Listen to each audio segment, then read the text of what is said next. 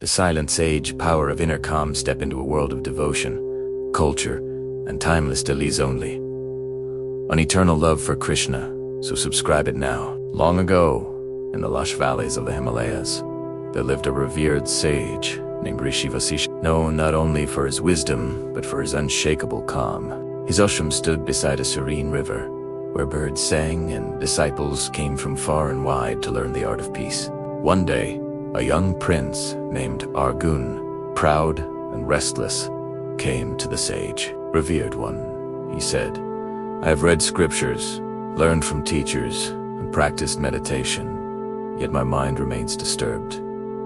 Tell me, how can I find peace?" The sage smiled gently and said, "Go to the riverside and sit in silence. Do not speak, do not move, just watch." The prince was puzzled, but obeyed.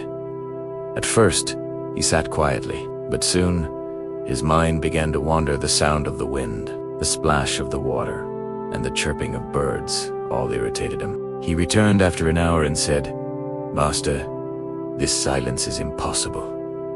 My thoughts are louder than thunder." The sage only smiled again.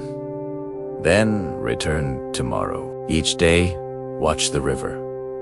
Days turned into weeks. Gradually, something began to change within the prince. He stopped fighting his thoughts and simply watched them flow like the river itself. The noise inside began to fade. One evening, as he sat watching the sunset over the river, a storm suddenly broke out. Lightning flashed, thunder rolled, and trees swayed violently. The disciples ran to shelter, but Arjun did not move. He sat calmly, his eyes closed, feeling the rain and wind but untouched by fear. When the storm passed, the sage approached him. "Tell me, Prince," said Vasishtha softly, "what did you feel?" Arjun opened his eyes, and they shone with quiet understanding. "I felt the storm outside, but within me there was silence. I finally understand.